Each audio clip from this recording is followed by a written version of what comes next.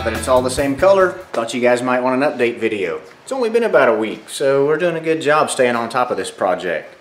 So here's a little update since the last time we spoke. No pun intended on spoke. That's right, we went with the US Mag U117 Ramblers, I think they're called. Gloss black centers with the diamond cut lips and a polished ring, barrel, etc. 20 by 8s on the front and 20 by 9.5s in the rear. Tires on the front 245 45/20, rear tires 275 40/20, so they're the same actual diameter front and rear.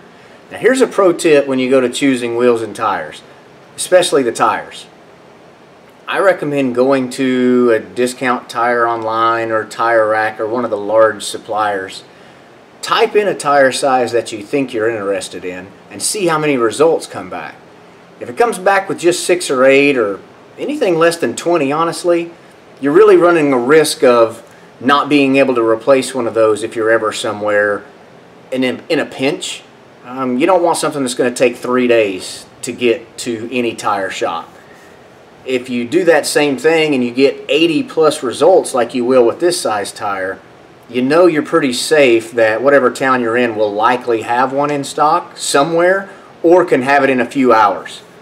So anyway, keep that in mind. So the other thing, the bedsides, I finished the body work on those. Didn't need a whole lot, little small places here and there just to get them sort of roughed in or rough primed or first prime or whatever we're calling this project. Also, we had the AC lines made up and installed last time we spoke. I took it in and had it charged, automated by a machine, put in right in the middle of what Old Air Products recommends, I think 30 ounces of Freon. Pretty happy with the way that turned out. Now on to this hitch situation. So when I wired the truck, I knew we were going to put this in, so I've already wired in this RV style trailer plug. So that's ready to go and all been tested. So all we need is the hitch and we should be good to go. Running one of these pretty standard. There's not too many choices on how you wire up one of those type of trailer hitch harnesses, if you will. Because if you Google it online, you'll see a ton of ways. The best thing to do is find you a good old Chevrolet truck somewhere, later model, and then just copy off of what it is.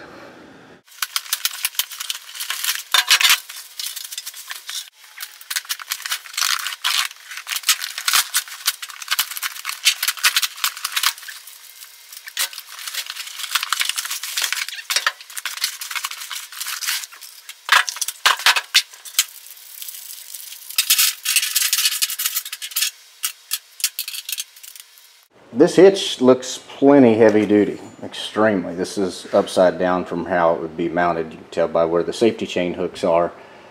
But yeah, extremely heavy duty. Looks like we've got, and I have set these up by washers on top and bottom.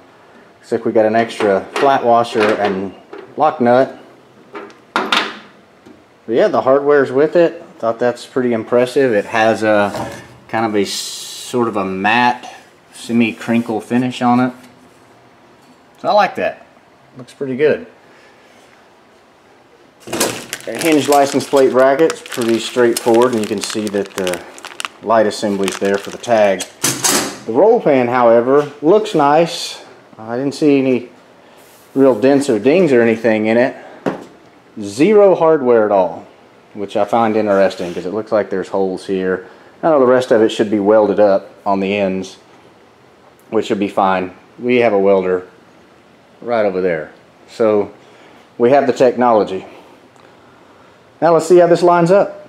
You can see I've sort of just jacked this up. The rivets are here for this cross member.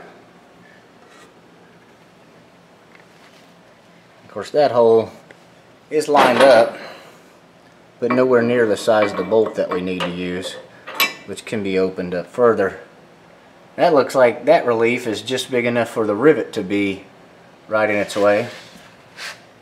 That hole is misaligned to the factory hole. Then there's nothing there, so that one would have to be drilled from scratch. The other side doesn't look much different. Got a small hole there towards the end of the frame. That rivet is there that holds the cross member.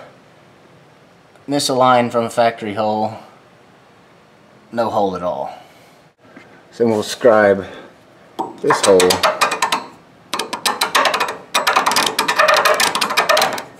Because we'll need an opening there for a rear bolt. We'll go to the other side. We'll do the same.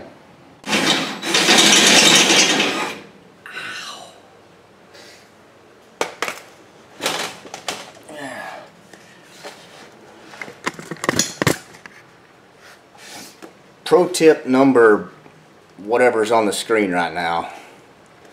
Probably wear long sleeves if you're drilling above your head, because those shavings are hot.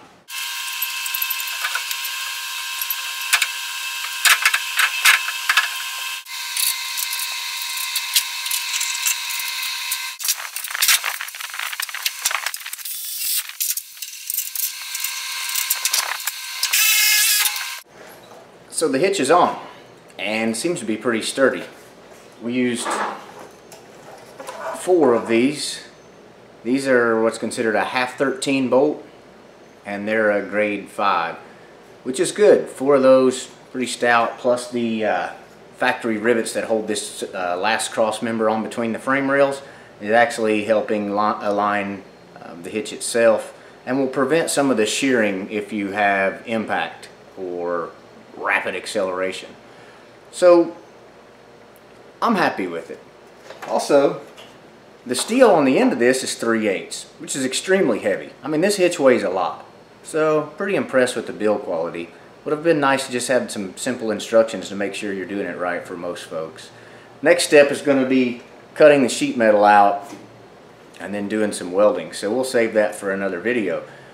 But let's have a little more you know, or the more you know session. So the way you know this would potentially, or essentially be a half 20 bolt is, it measures 1/2 inch on the outside of the threads, or half 13, I'm sorry. 1/2 inch on the outside of the threads, and in 1 inch distance, there will be 13 threads. That makes it a half 13. If you look at the end of these bolts, there's hash marks. This one specifically has 3 hash marks, because that's an SAE rating.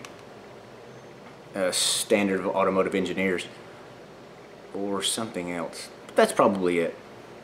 So you add 2 to the hash marks and that tells you the grade of the bolt. So 3 hash marks, grade 5 bolt.